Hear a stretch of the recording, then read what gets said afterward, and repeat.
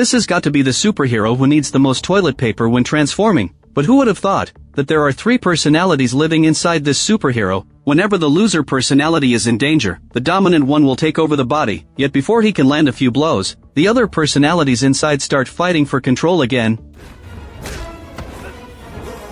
Give me the body, Mark!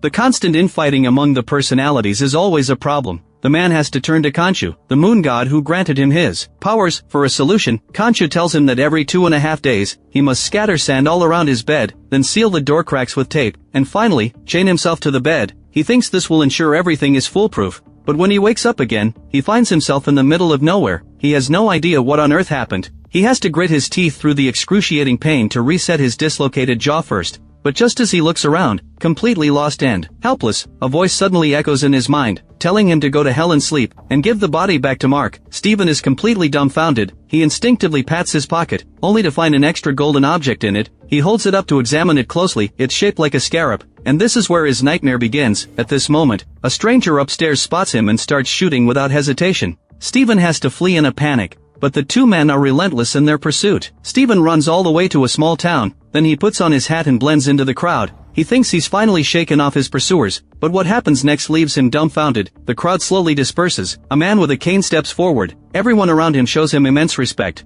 bowing one after another. From the man's speech, Stephen realizes that some kind of ceremony seems to be taking place here. The man places his cane in someone's hand. The cane starts to sway in an eerie manner. Even the tattoo on his arm begins to twist and turn. Once the swaying stops, the tattoo changes color from black to green. It seems this is some sort of ritual to judge innocence or guilt. But the old woman who steps up next isn't so lucky. When the tattoo stops moving, it turns red. This signifies that she is a guilty person. The man promptly metes out punishment to her right then and there. At this moment, his subordinate reports that something went wrong with the deal. Someone has stolen the scarab they need, and that person is hiding in the crowd right now. Upon hearing this, Harrow stands up and shouts a slogan. The crowd around him kneels down on one knee. Only Stephen remains standing. But Harrow doesn't resort to violence. He simply tells Stephen to hand over the scarab. Stephen wants to obey and hand over this scarab, but he finds his right hand clutching it uncontrollably. When he struggles to pry his fingers open and is about to return it with his left hand, his arm jerks back uncontrollably. Harrow feels like he's being mocked. He immediately orders his men to seize Stephen and prepare to punish him severely, but at this moment, Stephen suddenly rolls his eyes back and loses consciousness. When he opens his eyes again, the men around him are all lying unconscious on the ground. Though he has no idea what happened, the most important thing right now is to get away from here as quickly as possible. To that end, he steals a car at random and embarks on a journey of escape. But that group of men is still hot on his heels, and every time he encounters danger, he suddenly blacks out. When he wakes up again, the danger has already been averted, but at this moment, the truck breaks down and won't start. As the bandits are about to step forward and shoot him dead, a large number of wooden stakes suddenly tumble down from the mountain, smashing the bandits to pieces. And he isn't spared either. But the very next second, he jolts awake in his apartment bed. Then he checks the chains that bound him, finding them still intact. Only then does he breathe a sigh of relief. It turns out all of this was just a dream. But what he doesn't know is that the Rubik's Cube he'd scrambled before bed is now restored to its original solved state. Afterwards, Stephen leaves a voicemail for his mother as usual, reassuring her that he's safe. But right after that, he notices something strange. His goldfish clearly only had one fin yesterday, but today it has suddenly grown two. Even if fish fins can regenerate, it's impossible for it to happen this quickly, so he immediately goes to the pet store to confront the owner. But the shopkeeper says, when Stephen came to buy this goldfish yesterday, it already had two fins. But what's even stranger is, Stephen clearly remembers that he didn't come here to buy a goldfish at all yesterday. As the two of them are arguing, Stephen suddenly notices that he's about to be late for his date with the girl of his dreams. It turns out that while at work yesterday, Linda, the goddess he's had a crush on for ages, actually invited Stephen to go try the steak they'd eaten together before, once again. But what's odd is, Stephen clearly remembers never having dinner with her before. Besides, he has never eaten meat in his life. But Stephen, who has been single for 30 years, has long been swept off his feet by this sudden romance, so he doesn't think too much about it. As for the incident with the fish's fin, he completely forgets about it. Right after that, Stephen hurries back home, gets dressed up carefully, and heads to the steakhouse where he'd arranged to meet Linda. But disappointingly, Linda doesn't show up as promised. This makes him think that she's been playing a prank on him, so he dials Linda's number, wanting to give her a piece of his mind. but Steven never expected that the joke was on him, because 2 whole days have already passed since the time they'd agreed on. This sudden realization jolts Steven back to his senses. Coupled with the incident of the goldfish growing a fin overnight, he finally realizes that he has lost 2 days of his memory. But what upsets him even more is that his date has gone up in smoke. Desperate, Steven returns home, and eats the sweet chocolates that symbolize love all by himself. Then, while feeding his fish, he accidentally spills some chocolate. But it is this accident that leads Steven to discover a shocking secret. He notices a long scratch on the floor left by the table. Over time, driven by curiosity, he follows the scratch all the way, and unexpectedly finds signs of something hidden in the attic. So he climbs onto the table and lifts the trapdoor. To his surprise, he finds a feature phone and a key inside. After thinking it over carefully, Steven decides to turn on the phone. He sees that in the list of missed calls, almost all of them are from someone named Layla. Just as he is debating whether to call back, the other person actually calls him. Steven hesitates for a moment, but finally answers the call. Yeah. Oh my god, you're alive. Yeah, alright. The caller addresses Steven as Mark, then she rambles on with a bunch of things he can't understand before hanging up. This leaves Steven completely confused. Just as he's about to call back, a strange voice suddenly calls out his name, but when Steven turns around, there's no one in sight, and the strange voice doesn't stop there. So he follows the sound and opens the bathroom door, but he still can't find where the voice is coming from. But the very next second, he notices his reflection in the mirror shaking its head at him. Right after that, the lights in the room start flickering wildly. Steven is scared out of his wits by this bizarre sight. He flees the room in a panic, then he dives into the elevator abruptly, and slams the close button repeatedly. He doesn't dare linger here for even a second. But even after Steven leaves the room, the weird occurrences still don't stop. First, the elevator stops on the 2nd floor for no reason. Then at the end of the corridor, a creature with a falcon's head and a human body, holding a moon-shaped staff, appears and is rapidly approaching the elevator. But strangely enough, as soon as the creature steps into the elevator, it transforms into an elderly woman. This makes Steven think for a moment that it's all just his imagination. But when he turns around again, he finds the creature right behind him. Steven passes out from fright on the spot. When he wakes up again, he finds himself on a bus, and the falcon-headed creature from last night appears on the street as well, but it vanishes into thin air shortly after. Later, when Steven gets off the bus, he accidentally spots Arthur, who he saw in his dream, on the bus too. Only then does he realize that what he thought was a dream happened in real life. And the reason they were able to track him down is that when Steven was in the square, he let slip his real identity to him. But what's odd is, when he woke up, he didn't find the scarab they wanted. So to deal with the impending danger, Steven rushes into the museum right away to seek help from the security guards. But just then, he sees that they've already arrived at the museum before him. Steven immediately cries out for help from his colleagues, but unfortunately, they turn out to be Arthur's men too. Steven has to negotiate with Arthur. He insists that he never took the scarab, but this excuse clearly doesn't convince Arthur. Just then, the lights in the museum start flickering suddenly, and Arthur seems to have uncovered some secret. He even points out the supernatural occurrences that have been plaguing Steven in one sentence. Then he entices Steven to submit to the trial by using the secret surrounding him as bait. But strangely enough, the scales in Arthur's hands just won't stop swinging. At this moment, the back door is opened by a tour group coming to visit. Steven seizes the opportunity and flees the scene. But what's odd is, Arthur doesn't choose to chase after him. Instead, he stands there, deep in thought.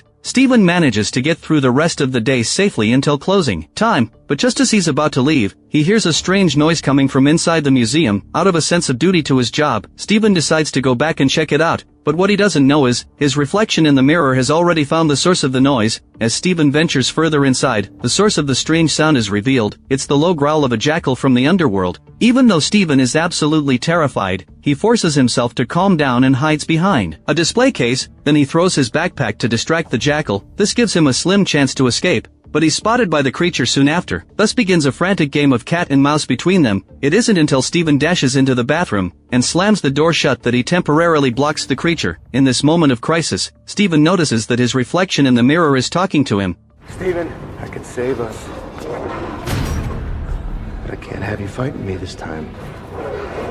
You need to give me control. You understand? Even though Steven is filled with doubts about the bizarre phenomenon in the mirror, with a deadly enemy at hand, this is the only lifeline he has, and with his reflection persuading him non-stop, Steven gradually lets his guard down. The next second, he feels as if some kind of mysterious power has flooded his entire body. Right after that, countless bandages start spreading wildly like vines. But just then, the jackal smashes through the door and pins Steven to the ground in an instant. But the camera cuts, and the tide of the battle suddenly turns. A burly man clad in white robes swings his fists, and launches a thunderous assault on the jackal, pinning it to the floor. He quickly emerges victorious, and this burly man in white is none other than our protagonist, Moon Knight. The next day, Stephen wakes up in his bed once again. Although the dog chain is still wrapped around his ankle, Stephen refuses to believe that all of this was just a dream, so he opens the mirror, wanting to confront his reflection, but there's no response from the other side. But even so, he is determined to find out the truth, so he heads to the museum, and sure enough, just like in his dream, the museum's restroom has been severely damaged, and according to the surveillance footage, Stephen is the one who caused all this damage. Even though he tries his best to explain that he was being hunted by a jackal monster, there's no trace of the jackal in the footage. This makes Stephen's explanation unconvincing to everyone.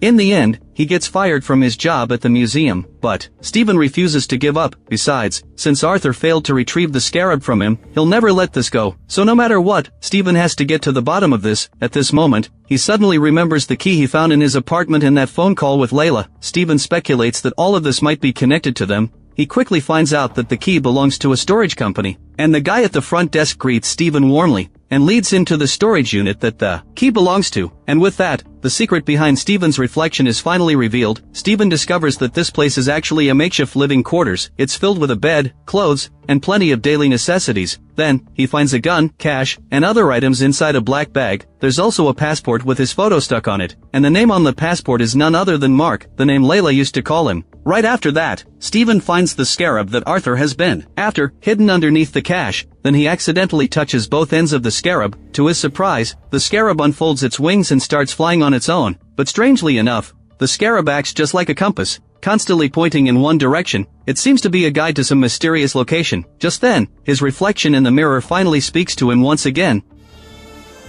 Stephen, I know you're confused. You weren't supposed to see any of this. The other party wanted to keep hiding the truth, but in the end, he spilled the beans under Stephen's relentless questioning. It turns out he is Mark, the man Layla was calling, and he has been sharing this body with Stephen all along. Mark says he is the avatar of Khonshu, the ancient Egyptian moon god, the very creature Stephen saw with a falcon's head, clad in white robes, and wielding a moon-shaped staff, and his duty is to punish the evildoers who prey on the weak. But due to certain restrictions, he can't act directly against humans. He can carry out his mission through his avatar instead, and whenever Stephen falls asleep or voluntarily surrenders control of the body, Mark will take over from Stephen and gain control of the body. Then, with the power bestowed by Khonshu, he can transform into the mighty Moon Knight. This storage unit is his exclusive base of operations. The reason Stephen knows nothing about this is that their memories are not shared automatically, but since both of their self-awareness can exist at the same time, as long as one stays consciously awake, he can know what the other has been up to. But every time Stephen falls asleep, his self-awareness also goes into a deep slumber. Coupled with the fact that Mark has been deliberately restoring the state things were in before Stephen went to bed, Stephen never noticed anything amiss.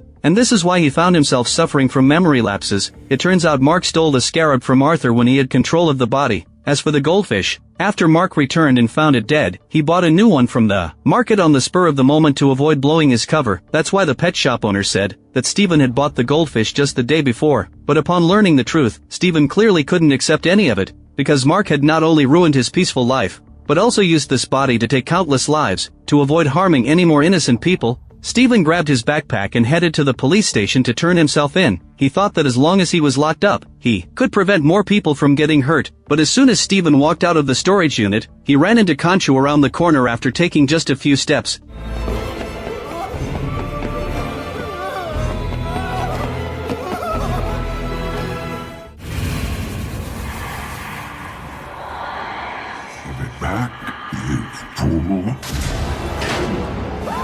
Stephen was so scared that he ran for his life. Overwhelmed by intense emotions, he tripped and fell onto the road as he reached the gate. Fortunately, a passing motorcyclist braked in time, saving him from disaster. Recognizing her voice from the phone call, Stephen realized the biker girl was Layla. It turns out she had tracked the location of the feature phone by pinpointing Stephen's whereabouts, and followed the trail all the way to this place. After that, Layla took Stephen and fled that place of nightmares. Along the way, she kept showering Stephen with care and concern. In passing, she also mentioned that she and Mark were husband and wife. This took Stephen completely by surprise. Although he enjoyed being cared for like this, Stephen knew full well that she was mistaking him for Mark. and she had no idea about. Mark's secret. After thinking it over carefully, he decided to take Layla back to his apartment and tell her everything. But unfortunately, no matter how hard Steven tried to explain that he wasn't Mark, Layla refused to believe it, because she noticed that all of Steven's hobbies were the same as hers, like the poems of the French poet Marceline, and ancient Egyptian hieroglyphs. Layla thought that if they were complete strangers, such a coincidence could never have happened, and precisely because they shared the same interests,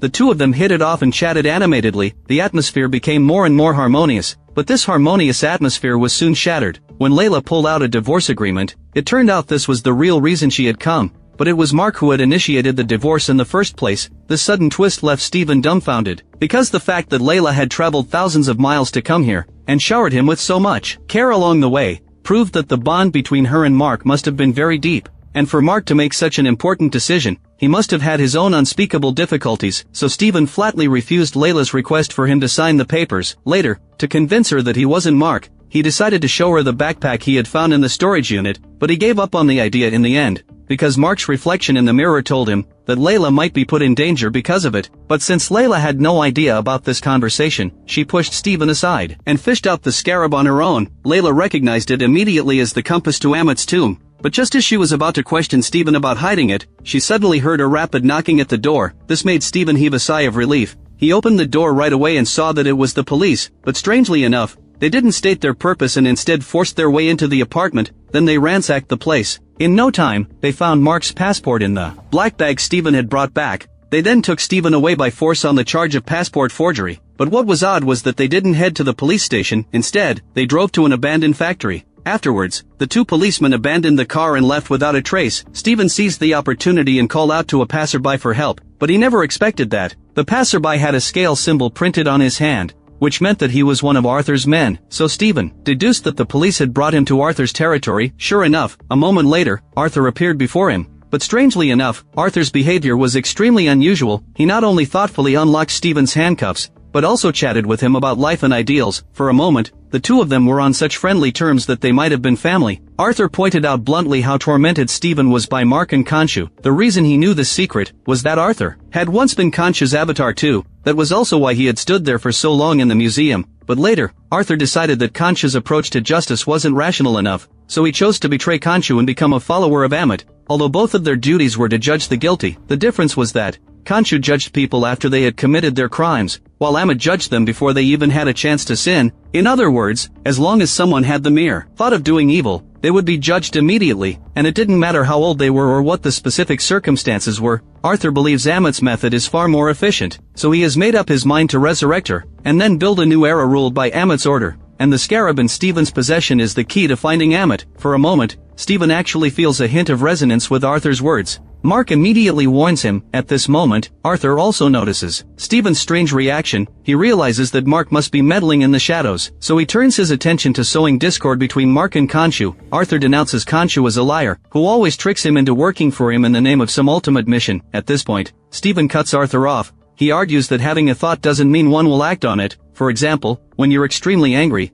you're bound to have some extreme thoughts, but those thoughts fade away quickly. And if the person in question is just a 3-year-old child, they can't even tell right from wrong when it comes to such thoughts. So in Steven's eyes, Ammit's judgment is nothing but indiscriminate slaughter of the innocent. But how could the stubborn Arthur be persuaded so easily? Seeing his persuasion get him nowhere, he decides to stop wasting words. He picks up his crocodile-headed cane that exudes an icy chill, and threatens Steven to reveal the scarab's whereabouts. But to everyone's surprise, Steven chooses to keep his mouth shut at this moment. This makes Arthur gradually lose his patience. But just then, Layla walks in, holding the scarab in her hand. It turns out that when she found the scarab at Steven's apartment, the police showed up for a raid, so she took the scarab with her on the spur of the moment. That's why the police failed to get their hands on it right away. Later, she hid on the roof and managed to escape. But when she saw Steven being taken away by the police, Layla, out of worry, followed the police car all the way here. When she saw that Steven was in danger, she showed up immediately to save him. Layla strides past everyone with the scarab and goes straight to Steven. Then she reminds him to summon his suit, but Steven is completely confused. Layla doesn't say anything more. She hands the scarab to Steven, and then pulls him along as they break out. Though several groups of minions block their way, Layla takes them down with ease. The two of them stumble into an abandoned warehouse, and close the door behind them. At the same time, Arthur slams his crocodile cane into the ground,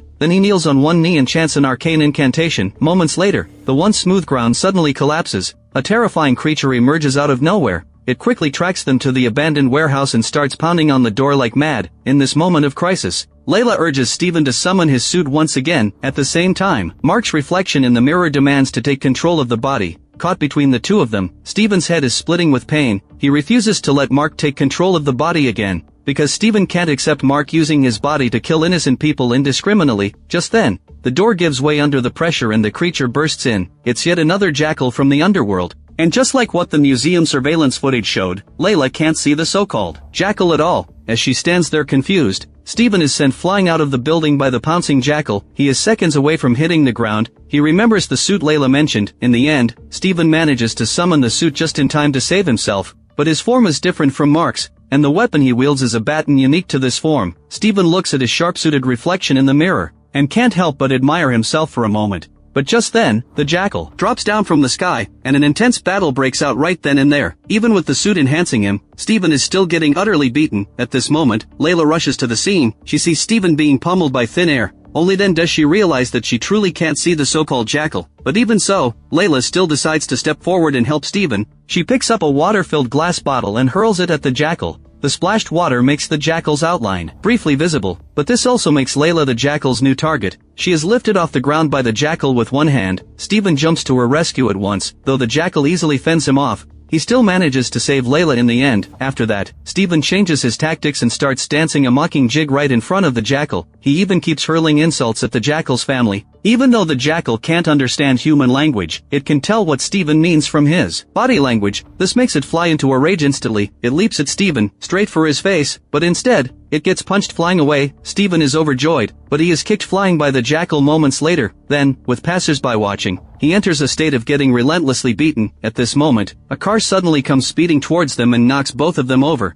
But this impact is nothing more than a scratch to them. When Steven gets up, he sees Mark's reflection in the mirror again. Mark says that if they keep fighting the jackal, they will inevitably put the bystanders in danger, and Steven knows full well that he can't defeat the jackal, so he hands over control of the body right away. The next second, Moon Knight in Mark's form descends upon the mortal world, and when Layla sees this familiar figure again, she finally believes that Steven was telling the truth. Then Mark uses a car to climb up a tall building, and the jackal follows closely behind. Unwilling to be outdone, so the man and the beast race across the rooftops of the city. As they chase each other relentlessly, they quickly leave the noisy crowd far behind, and Mark knows that the time to strike has come. So he first spins around in midair and pounces on the jackal, then he pins it down as they slide across the rooftop. Finally, he drags the jackal and impales it on a spiked structure, killing it instantly. Mark resolves the jackal threat with ease, but when he dispels the suit, he realizes that the scarab is gone. Mark breaks down instantly. He has put in so much effort for this, but it all ends up being for nothing. At this moment, he suddenly hears a voice shouting. It turns out to be Steven, ranting furiously,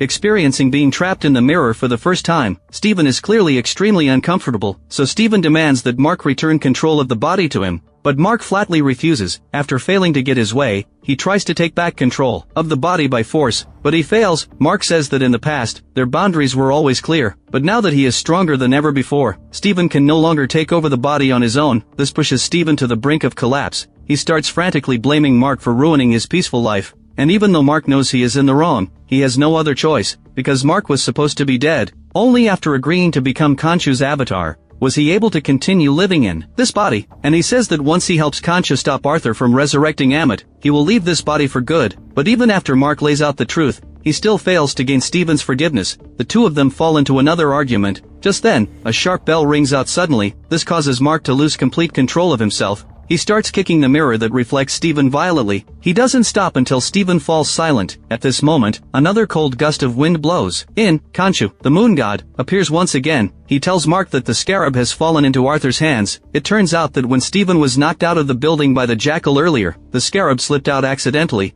After a series of twists and turns, it ended up in Arthur's possession, and Arthur has already set off on his journey to find Ammit, so the only way to stop him is to find Ammit first. But without the guidance of the scarab, Khonshu can only confirm that it is somewhere in Egypt. The rest is up to Mark alone, so he sets off immediately and heads to Egypt. Then he tracks down Arthur's men through special means. Mark originally intends to persuade them nicely, to get them to volunteer Arthur's location, but they have no intention of cooperating, and even brandish their kukris, eager to fight. It seems that a fierce battle is inevitable. Then the three men swarm him, waving their kukris, but Mark doesn't panic at all. Faced with the deadly blade points, he is not only calm, but also always able to find opportunities to counterattack. For a moment, he gains the upper hand completely. At this moment, Aaron, who has been knocked to the ground, picks up a kukri and throws it straight at Mark. Although his aim is slightly off, it still manages to distract Mark. Jake immediately seizes the opportunity and kicks Mark flying. Then he waves his kukri and takes Jason's place to grapple with Mark, but he is taken down in no time. But even the fiercest tiger can't stand up to a pack of wolves. After Jason recovers and rejoins the fight, the tide of the battle turns instantly. He picks up a kukri and takes a swing that almost fast-forwards the story to the finale. Seeing that every strike is aimed at his vital points, Mark decides to stop holding back at once. He snatches the kukri from Jason's hand and is about to finish him off, but he is strongly stopped by Steven's reflection on the blade. As he hesitates, Mark suddenly feels a wave of dizziness. When he comes to, he finds himself inexplicably in a taxi, but Mark has no time to dwell on it, because he spots the thugs from earlier outside the car, so Mark jumps out of the car and chases them immediately. The four of them chase each other through the busy streets of Egypt, until Jason is delayed by passers-by. Mark finally manages to catch up to him. He subdues Jason after just a few rounds. Then he pins Jason against the wall and demands to know where Arthur is. But at this moment, Steven appears in a nearby mirror again to dissuade him. This distracts Mark once more, and Jake takes the chance to sneak up and hit him on the head from behind. Mark collapses to the ground and is hit by another wave of dizziness. When Mark regains consciousness again, he is shocked to find that he has killed both Jason and Jake with his own hands. Confused, Mark thinks Steven is responsible for this, but Steven flatly denies it. The two are about to confront each other, when a cry of pain suddenly rings out. It turns out there is still one man left alive, but unfortunately, he clams up tight. At this moment, Concha's voice suddenly echoes. He orders Mark to hang Aaron over a cliff, hoping to force him to talk, but Mark never expects that Aaron actually cuts the scarf with a knife himself, showing no fear of death, and this means that Mark has lost the only way to find Arthur. At the same time, Arthur has already located Ammit's tomb and started digging frantically, but just then, the sun in the sky suddenly turns into a crescent moon, then darkness begins to spread, and quickly shrouds the entire earth. Arthur's expression turns serious at once, as if he knows exactly what's causing this bizarre phenomenon. Then, he orders his men to keep digging no matter what happens. The next second, Arthur steps into a pyramid, and Mark, along with the other ancient Egyptian gods, have been waiting for him here for a long time. It turns out that after Mark lost his last lead, Concha used his magic to turn the sun into a moon. This is a signal to summon an emergency assembly of the gods. After that, he possesses Mark's body, and steps through a portal to the pyramid that serves as the gods' council chamber. Then, Concha accuses Arthur and the council of his ambition to resurrect Ammit and endanger the peace and stability of the world. But he never expects the gods to be so arrogant. They think a petty villain like Arthur would never dare to commit such a heinous act. But due to Concha's insistence, the gods still summon Arthur to the pyramid. And as Concha's former avatar, Arthur naturally understands the meaning of the sky's change in Concha's plan, so he has already thought of a way to deal with it. Arthur knows that these so-called gods have been sitting on their high horses for too long, and have long since stopped caring about the problems of the mortal world, so they won't bother to investigate his actions thoroughly. In addition, Concha has made mistakes over similar incidents before. He has long since lost the gods' trust, so as long as he flatly denies everything, Concha will end up shooting himself in the foot, and just as Arthur expected, Concha's accusations are ultimately dismissed. The trial ends hastily right there. Concha leaves Mark's body as well. The gods and Arthur start to leave one after another, but Mark remains on his knees. Another failure plunges him into deep despair. But just then, a woman who claims to be the avatar of the goddess of love takes the initiative to approach him. She says she believes what Mark has said, and she tells him a way to find Ammit's tomb. Soon after, Mark goes to the black market in Egypt, and asks around about Senfo's sarcophagus. It turns out he learned from the goddess of love's avatar that Ammit once had a follower named Senfu, who recorded the location of the tomb, but after Senfo's death, this record was placed in his sarcophagus with him. Now the sarcophagus has ended up in the black market, but the vendors in the black market are extremely wary of an outsider like Mark, so after searching around, he comes up empty-handed. But just then, Layla appears once again. It turns out that after Mark resolved the crisis at the abandoned factory, he chose to run away from Layla again and came to Egypt alone to find Arthur. But since Egypt is Layla's hometown, she soon got wind of it and tracked down Mark. Upon learning that he was looking for Senfo's sarcophagus, Layla smiled faintly and immediately took Mark to meet her friend, Anton. It turns out that Senfo's sarcophagus was part of his private collection. After that, Mark and Layla used the excuse of wanting to buy it, and finally got to see the sarcophagus. But unfortunately, Layla didn't find the location of Ammit's tomb and the inscriptions on the sarcophagus. But just as the two thought the lead had gone cold again, Steven's reflection in the mirror made a discovery. But the price for speaking up was demanding that Mark return control of the body. But Mark clearly couldn't agree to that, so he took advantage of Steven's kindness. and threatened to kill everyone if Stephen didn't talk. This made Stephen compromise immediately and reveal what he had found. It turned out that the tomb's location was hidden in the pieces of cloth inside the sarcophagus. After that, Mark followed Stephen's instructions, and started piecing the cloth fragments together one by one, but just as he was about to finish, Anton's men intercepted him on the spot, and even though Mark was highly skilled in combat, unfortunately for him, Layla had become their hostage at this moment, so he had to surrender. It turns out that Anton had long known that the sarcophagus held a great secret, but he had been struggling to decipher it all this time. That was why he had leaked the news about Senfo's sarcophagus. He didn't make his move until Mark arrived and discovered the secret. Then Anton finally closed the net. But just as he was about to step forward to check, his subordinate Ian reported that someone wanted to make a deal with him. Anton smiled a sinister smile and went to meet his mysterious benefactor, and that person was none other than Arthur. It turned out that every move Mark and Layla made had been under Arthur's surveillance. Upon learning that they had found Senfo's sarcophagus, Arthur set off for this place at once. After that, he used his talent for manipulating people again, and tricked Anton into watching him perform a miracle. Arthur raised his crocodile cane and chanted an arcane incantation under his breath. Moments later, a cloud of purple mist suddenly rose around the sarcophagus, and in the blink of an eye, the sarcophagus was destroyed. Anton was stunned by the miracle, rooted to the spot, and Arthur left the scene contentedly. But what he didn't know was that the tomb's location wasn't hidden in the sarcophagus itself, but in the cloth fragments inside it. After Arthur had gone far away, Mark immediately transformed into Moon Knight, ready to seize the cloth fragments. To remove any distractions, he first took down the two thugs who were holding Layla hostage. The enemy immediately counterattacked. A dozen burly men raised their pistols, and opened fire on the two of them simultaneously. Mark quickly used his cloak to shield Layla, and blocked all the bullets. Then the two decided to split up. Layla would retrieve the cloth fragments from the sarcophagus, while Mark would take care of the thugs. First, he sent the bullets they had fired right back at them, then he threw his crescent darts and shot the pistols out of their hands. Then he charged into the crowd and engaged the remaining thugs in a fierce fight. Mark wielded his darts with great skill, and combined it with his invincible fists. For a moment, he moved through them like a hot knife through butter. But the enemies kept coming in waves, endlessly, and as time went on, Mark had already expended a great deal of energy. Even with the divine power enhancing him, against a battle of attrition, he was ultimately at a disadvantage. To make matters worse, Stephen was interfering and trying to seize control of the body. Mark was caught off guard and got hit on the head several times. In an instant, he was pinned down and unable to move. At the same time, Layla also took down Ian, who was guarding the sarcophagus, and retrieved the cloth fragments. When she returned and saw that Mark was trapped, she immediately raised her gun to help, but then she was attacked and knocked down by Anton, who charged at her. Mark's heart sank with anxiety instantly. He suddenly erupted with unparalleled strength,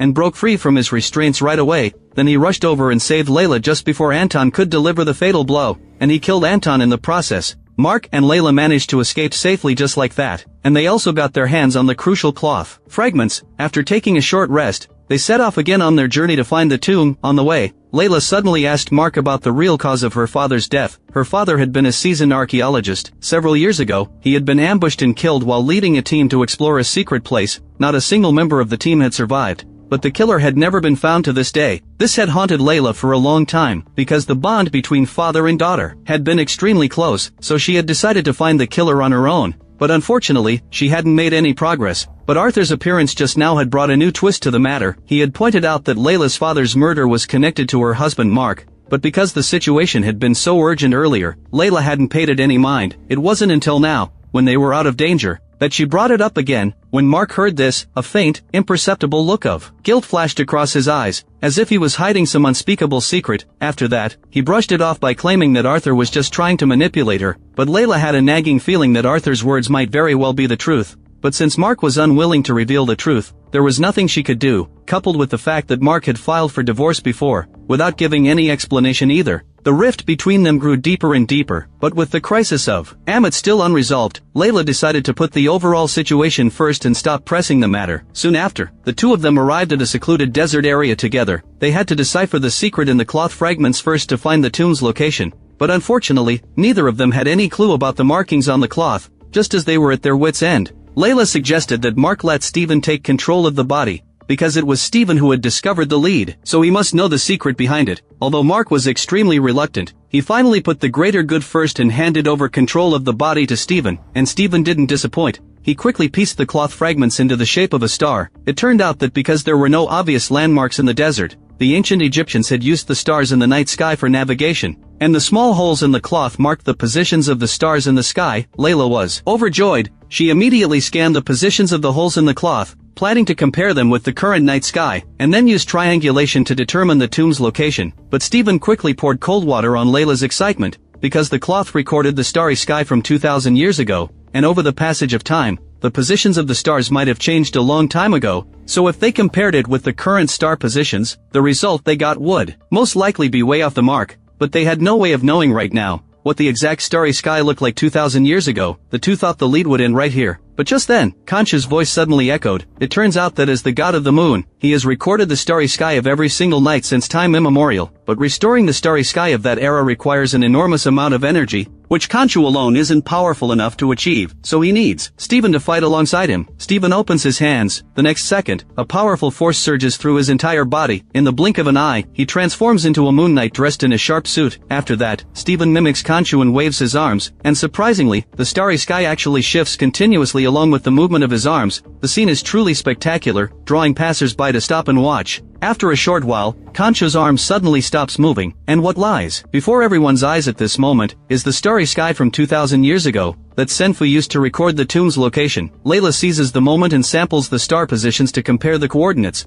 Because Khonshu's divine power is fading away bit by bit, it turns out that after the other gods learned that he had used magic without permission to disrupt the order of the mortal world, they decided to imprison him. Several figures surround an ancient stone pillar and chant arcane incantations at the same time. Then the small stones on the pillar start to carve themselves automatically. As the outline becomes clearer and clearer, Khonshu's body fades away little by little. Once the stone statue is fully formed, he disappears completely, imprisoned inside the statue. Then the statue is placed in the stone wall of the god's council chamber for him to reflect on his mistakes. But fortunately, Layla had located the exact position of the tomb before this happened. This way, their efforts didn't end up in vain once again. But just then, Stephen collapses to the ground and falls unconscious due to Khonshu's departure. But what's worse is, a car suddenly appears in the distance. It opens fire on them relentlessly without any warning. It turns out that Arthur's men had spotted Stephen and Layla as soon as they entered the desert. They had been tracking them all the way and finally caught up with them. But their marksmanship wasn't accurate, and coupled with the fact that Layla had pulled Stephen and rolled down the sand dunes together,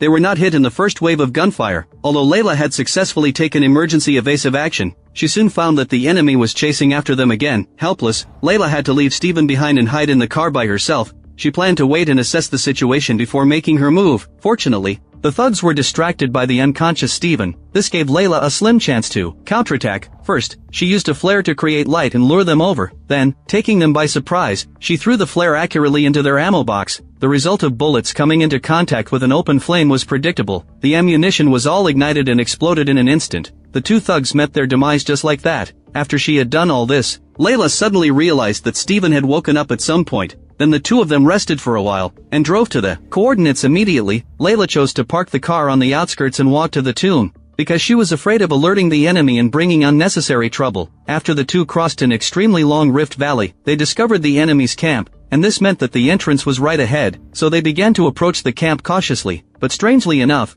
there wasn't even a single sentry guarding the camp. But the two didn't think much of it, and just agreed to split up to look for supplies, and this gave Mark a chance to talk to Stephen. He demanded to take back control of the body, because entering the tomb would lead to a life or death battle. But now, Khonshu's imprisonment had caused the body to lose its superpowers, so their physical skills had become their last line of defense. But Mark's sincere words failed to convince Stephen, and although Stephen refused Mark, he made a decision because of it. He found Layla and told her the real reason why Mark wanted a divorce. Although Stephen didn't get along with Mark, he knew that this might very well be Mark and Layla's last time seeing each other, because entering the tomb would mean facing almost certain death. It turns out that back at the abandoned factory, Mark had told Stephen that he had once tried to break free from Khonshu's control, but he never expected that Khonshu would use Layla as a hostage, threatening to make her his next avatar. This left him with no choice but to submit to Khonshu, and this also made Mark realize that to protect Layla better, he had to cut off all ties with her. That was why he had made the painful decision to divorce her. But after learning the whole truth, Layla didn't choose to forgive Mark immediately, because what she wanted was honesty between husband and wife, not the so-called "I think this is good for you." Then the two entered the tomb together. After a short while, Layla found a lot of bullet casings on the ground. This meant that Arthur's team had a shootout inside the tomb. And what they didn't know was that this was also the reason why there was no one guarding the camp outside. Then, Layla noticed that Stephen had drawn a strange symbol on the stone platform. It turned out that by observing the room, Stephen had realized that this place was a maze. Its 6 exits led to different locations respectively, and the map of the maze was modeled after the royal symbol, the Eye of Horus. From this, they deduced that Ammit's last avatar before her death might have been a pharaoh of ancient Egypt. And then they figured out the location where the sarcophagus was buried, so the two set off immediately, but Stephen soon noticed something was wrong again. He saw that there were many skeletons placed along the road. This made Stephen sense a hint of danger. He immediately decided to find another way out. After carefully surveying the room, he found another exit in the upper compartment. But just then, a burst of intense gunfire suddenly rang out inside the tomb. Layla guessed that there might be something terrifying out there, so they decided to hide separately first, and wait until they had figured out the situation to make their move. Soon after, an unknown monster entered the room. Then, it placed one of Arthur's men on the stone platform where Layla was hiding. Then it took out an iron hook and actually performed a surgery on the spot. Layla was so scared that cold sweat poured down her back. The desire to survive forced her to start moving slowly, but she accidentally knocked over a stone jar. This alerted the monster. It began to look around for the source of the noise. At this moment, Stephen accidentally made a sound out of fear. Hearing the sound, the monster immediately jumped onto the stone platform, glanced at the attic, and then started climbing up. It was about to discover the panicked Stephen. Layla immediately threw a stone jar to distract the monster again, and Stephen seized the opportunity to push down the debris, which hit the monster spot on. Then the two agreed to meet at the pharaoh's sarcophagus, and split up to escape the scene. But Layla never expected that. The path she had chosen had an unfathomably deep pit, but fortunately, there was a narrow path along the edge. Although it was extremely narrow, it was the only way for her to survive right now. So Layla grabbed the rock crevices on the wall and began to move forward slowly. But as soon as she stepped onto the next stone, the path she had just taken collapsed with a crash. But what was worse was that the monster wasn't killed by the debris, and it had already quietly followed her. It stretched out its arm to grab Layla, but was spotted by her just in time. Layla spun around hastily and jumped to safety, narrowly escaping death. But just as she thought she had gotten rid of the creature, it suddenly emerged from a rock crevice and snatched her away. Fortunately, Layla fought fearlessly against the monster with her life on the line. After 2 attempts, she not only broke free from its grip, but also snapped one of its arms. But this didn't make the creature back down. Instead, it pounced at her even more ferociously. It pinned Layla to the ground and stabbed wildly at her, but she dodged every single blow. Then Layla seized another chance, pulled out a flare, and stabbed it straight into the creature's body. In the midst of the struggle, she and the monster fell off the cliff, but luckily, she grabbed onto the edge and narrowly saved her life. Meanwhile, the separated Stephen accidentally stumbled into a lavish tomb chamber. From the design of the sculptures, he guessed that this was Alexander's sarcophagus. According to ancient records, Ammit's clay effigy was supposed to be inside it. So he opened the sarcophagus, and retrieved the clay effigy from the mummified pharaoh's mouth. But before he could celebrate for long, Arthur arrived with his men to stop him from taking Ammit's clay effigy. Stephen had to hand over control of the body to Mark to fight back. Tragically, without the protection of conscious power, he was shot and killed by Arthur. Mark felt his consciousness fading away, and his body sank into the water. In the blink of an eye, he woke up again in a mental asylum. He found that his wife was acting erratically, looking completely abnormal, and the attending physician here turned out to be none other than the sorcerer Arthur Harrow. He told Mark that he suffered from a severe mental illness. It turned out that everything that had happened before was just a figment of Mark's imagination. Mark couldn't bring himself to accept the truth. He broke free from the orderlies and fled into the corridor, then locked himself inside a room. But a familiar voice came from the sarcophagus in the room. He opened the sarcophagus, and was shocked to find that Stephen's personality had manifested right in front of him. Mark! Stephen! Mark!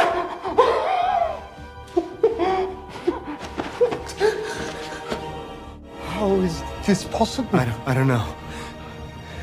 What's the last thing that you remember? Harrow shot us. Yes! Yes, exactly! Mark realized this was a trap set by Arthur the sorcerer and planned to escape first. Just then, the door opened and a talking hippopotamus monster walked in. This scared both of them half to death. The hippopotamus, who hadn't seen souls in a long time, looked a little nervous at this moment. Welcome, gentle travelers,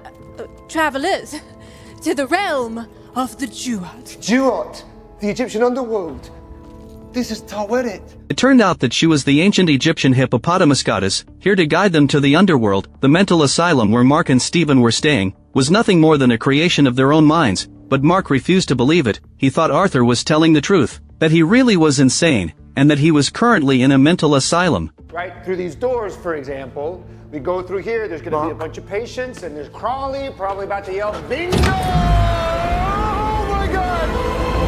Oh my God! The scene that greeted him when he opened the door made Mark jump in shock. This place really was the underworld. The hippopotamus goddess told him that she was taking them to the Field of Reeds. The Field of Reeds was the paradise of the ancient Egyptian underworld. For a soul to reach it, they had to pass the judgment of the scales of justice and the goddess of truth. Those who passed the judgment could stay in paradise forever. The ancient Egyptians believed that the heart held the measure of a person's good and evil deeds. If the scales balanced, the soul could enter the Field of Reeds. If they didn't balance, the soul would be cast down, where the underworld spirits would drag them into the Duat, to be trapped forever in the desert of the underworld. The hippopotamus goddess reached directly into Mark and Stephen's chests and pulled out their hearts, because it was time for their judgment. Only if the scales of judgment remained balanced at all times, could they proceed to the paradise of the underworld. If they didn't balance, they would be thrown off the boat and sealed away forever in the underworld desert. After that, the hippopotamus goddess placed the hearts on the scales, then she placed the feather of truth on the other side, and the scales immediately began to teeter back and forth. This was the first time such a thing had ever happened. The hippopotamus goddess picked up the hearts to inspect them, and found that they were incomplete. She then told Mark and Stephen that they were probably hiding something from each other, which was why their hearts were incomplete. To allow them to uncover the truth, she sent Mark and Stephen back to the cabin, for the rooms inside the cabin held all the memories of their lives. Suddenly, a cry came from one of the rooms. Curious, Stephen pushed the door open and walked right in, and to his shock, the room was filled with the dead. Mark admitted that these people were all villains, and that he had only killed them on behalf of Khonshu. At this moment, a little boy suddenly stood up from the corner of the room. Stephen questioned Mark why there was a child among the villains he had killed, but Mark kept warning Stephen not to get close to the child. Just then, the child suddenly ran out of the room. Stephen, eager to learn the truth, chased after the child into another memory room. Mark tried to stop him, but he was locked out of the room. The memory in the room was of Mark's childhood. It turned out that when he was a child, he had taken his younger brother to explore a cave. Unfortunately, a heavy rainstorm hit, trapping the two of them inside the cave, and his younger brother had drowned as a result. Mark's mother had blamed him for everything, and had gradually grown to resent and hate him. Stephen walked up the stairs of Mark's childhood home, and with each floor he climbed, he saw another memory of young Mark. On the first floor, his mother simply refused to celebrate his birthday anymore. On the second floor, his mother began to verbally curse young Mark. Just as Stephen was about to open the door to the third floor, Mark burst in and forcibly stopped him, refusing to let him go any further. Stephen demanded to know what Mark was hiding, and why his memories of their mother were so different.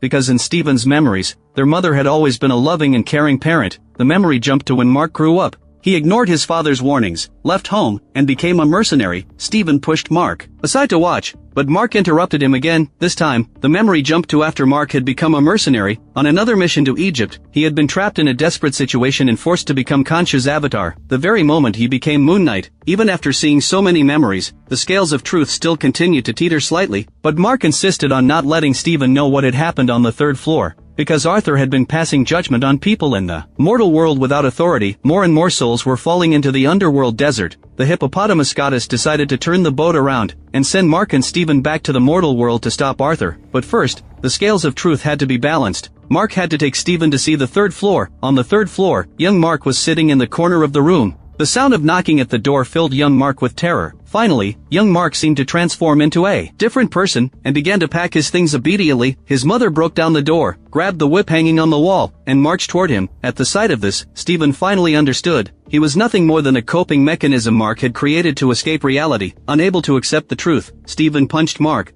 The two of them returned to the hippopotamus goddess. By this time, the boat had reached the gateway back to the mortal world, but the scales were still teetering. According to the rules, Ammit's undead emissaries were supposed to leave them stranded in the desert. The undead kept climbing onto the boat. Even though Mark was highly skilled in combat, the undead were too numerous to count. In this moment of crisis, Stephen forgave Mark and joined the fight as well, but while saving Mark, he was knocked off the boat. He slowly turned to stone and was trapped in the underworld. At this moment, the scales suddenly balanced out. In an instant, Mark crossed the desert and reached the Field of Reeds. This place was serene and peaceful. It was the tranquility Mark had been longing for all along. On the other side, Arthur fished Mark's body out of the water. His plan to retrieve Ammit's effigy and resurrect her was already more than halfway done. Now that he had Ammit's effigy in his possession, the scarab was no longer of any use to him, so he placed it on Mark's body. His next step was to drive to the temple to resurrect Ammit. Layla, hiding behind a corner, witnessed everything. After Arthur left, she rushed over to check and found that Mark had no signs of life left. tears streamed down Layla's face. Staring at the scarab Arthur had left behind, she picked it up, resolved to avenge Mark. Following the scarab's guidance, Layla secretly tailed the convoy. She planned to find a way to stop Arthur. When the convoy passed through a checkpoint,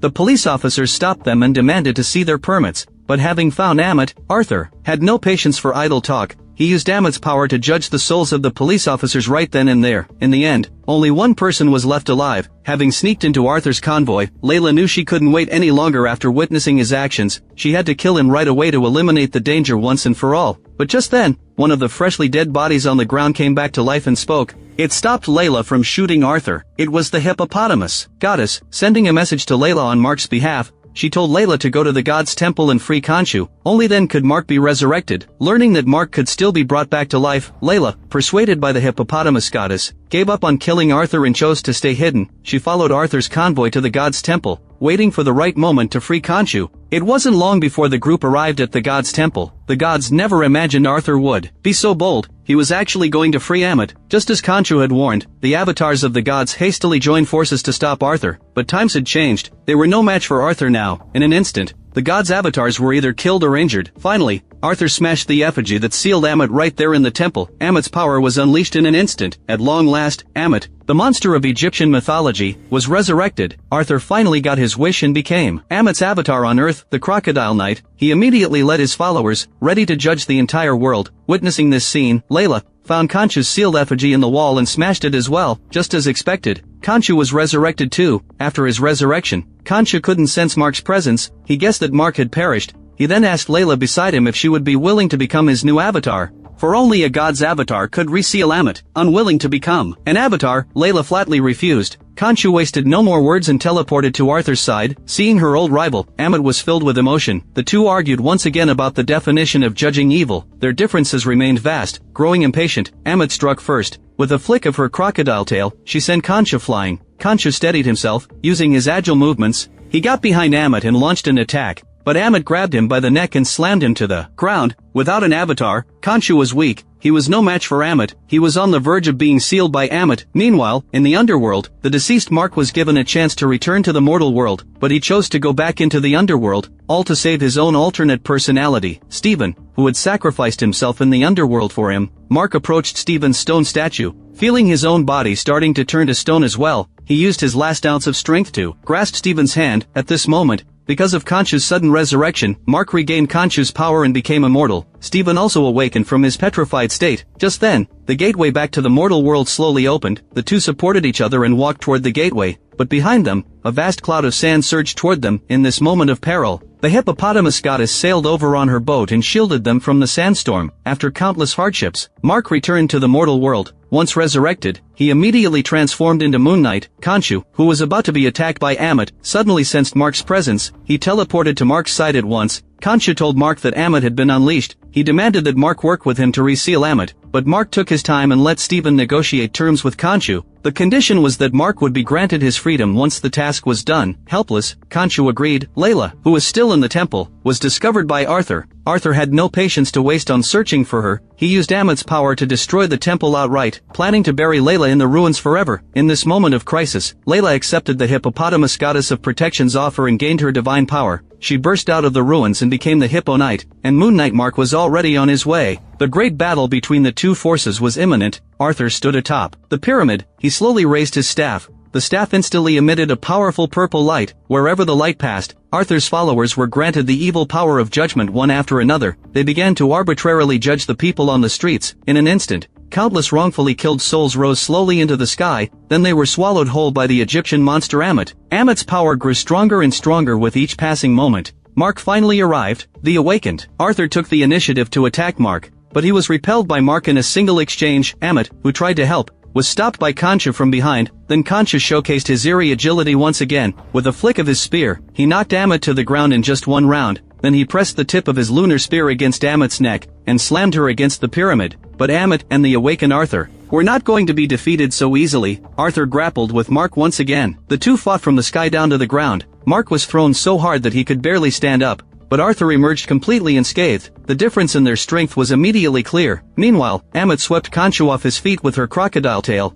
Khonshu's counterattack was easily blocked by her. Ammit fought dirty too. She even resorted to using her mouth to attack, the defeated Khonshu was dragged away by Ammit, and Arthur prepared to deliver the final blow to Mark. But his incantation took too long, and he was interrupted by the arriving Layla. Mark, who had recovered, stared at her in shock. Arthur got back on his feet and tried to launch a sneak attack, but he was blown away by the force of Layla's wings. The power of the goddess of protection truly lived up to its reputation. Having suffered a setback, Arthur ordered his followers to attack the two. Upon seeing Layla, Stephen, eager to impress, seized control of the body. He launched a flurry of attacks against the followers, but his attacks had no effect on Arthur. It seemed that only Mark could get the job done. Layla and Mark teamed up to fight Arthur, but there was no denying that Arthur was incredibly powerful. He held his own effortlessly. Against the two of them, he even gained the upper hand at one point. But even the strongest fighter can't beat two opponents forever. Arthur found it increasingly difficult to keep up, so he exploited Layla's compassion. As Layla was distracted by saving others, he quickly knocked Mark to the ground, then he prepared to deliver a fatal blow to the fallen Mark.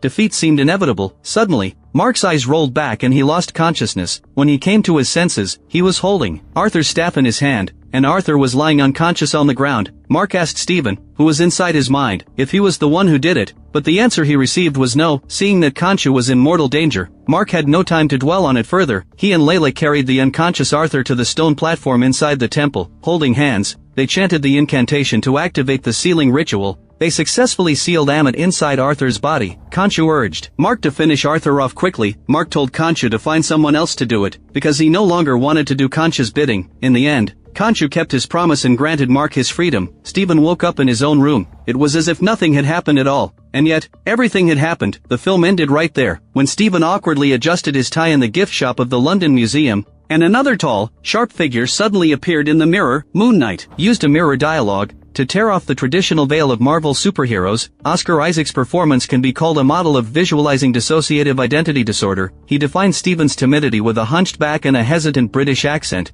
He shaped Mark's fortitude with a straight posture and a decisive American accent. He even distinguished the two's mental states through differences in breathing rhythms. This precise control of performance made multiple personalities no longer a gimmicky plot device, but rather a vehicle for exploring the contradictions of human nature. Stephen's rejection and dependence on Mark is essentially the mortal's avoidance and acceptance of the responsibility that comes with violence. The series adaptation of the comic book setting is even more profound. It demoted Mark, the mercenary who was the dominant personality in the original comics, to a secondary personality, and made Stephen, the downtrodden office worker, the audience's point of entry. When Stephen summoned his suit for the first time in the third episode, but ended up with a ridiculous white suit, the comedic effect hid a disenchantment with heroism. The so-called hero is nothing more than a mask that ordinary people are forced to wear. Just as within the shared body of Mark and Stephen lies everyone's confusion and reconstruction of the self, the introduction of the Egyptian mythological system allowed Moon Knight to break free from the superpower origin formula, elevating it to a reflection on the essence of faith. Khonshu, the moon god, appeared in the form of a skeletal hawk-headed figure. His line, "I am your god, and you are my fist," laid bare the power dynamic between gods and humans. This isn't a covenant of redemption, but a contract of control. The villain Arthur forms a perfect mirror image. He rallied people under the banner of extreme justice, of judging evil before it happens, yet twisted Ammit's teachings into collective madness. These two relationships together interrogate the core proposition: do humans achieve redemption through divinity, or do gods complete the iteration of power through humanity? The mental asylum twist in the fourth episode is a stroke of genius. The ward filled with surveillance cameras, Harrow who disguised himself as a doctor, and the sarcophagus that imprisoned Stephen, constitute a metaphorical device of Foucault's disciplinary society,